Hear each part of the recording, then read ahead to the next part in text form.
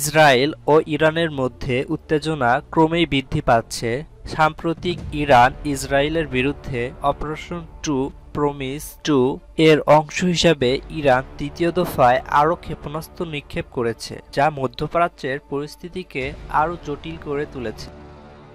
শনিবার 14 June Israeli প্রতিরক্ষা বাহিনী আইডিএফ জানিয়েছে ইরান দ্বিতীয় দফায় আরও ব্যালিস্টিক ক্ষেপণাস্ত্র নিক্ষেপ করেছে।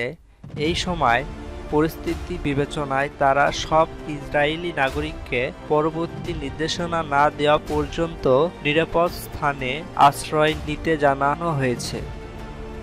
ইরানের একজন কর্মকর্তা জানিয়েছেন, ইসরায়েলকে লক্ষ্য করে শতাধিক ব্যালিস্টিক ক্ষেপণাস্ত্র ছুড়েছেন তারা।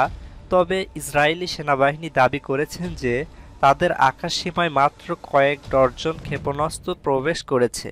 তবে মিসাইলগুলো পৌঁছানোর আগেই সেগুলোকে বেশিরভাগই ধ্বংস করা হয়েছে।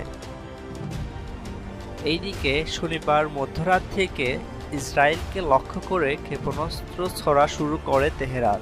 এর আগে শুক্রবার ভোরে ইরানের রাজধানী তেহরান এবং আশেপাশের এলাকা ব্যাপক হামলা চালায় ইসরায়েল।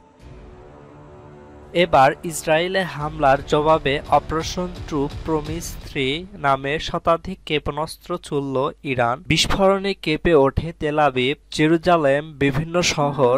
আহত হয়েছেন 34 জন। হামলার পরেই প্রতিরক্ষা মন্ত্রীকে নিয়ে বাংকারে অবস্থান নেন বিনয়ামিন নেতানিয়াহু। তেল আবিব বলেছেন, যুক্তরাষ্ট্রের সহায়তায় বেশিরভাগ ক্ষেপণাস্ত্রই প্রতিহত করা হয়েছে। ইরানের সর্বোচ্চ ধর্মীয় নেতা আয়াতুল্লাহ আলী খামেনি হুঁশিয়ারি দিয়ে বলেন, ইসরায়েল যুদ্ধ শুরুর কড়া জবাব পাবে। নিজেদের আকাশ প্রতিরক্ষা সচল করার কথাও জানান তার প্রশাসন।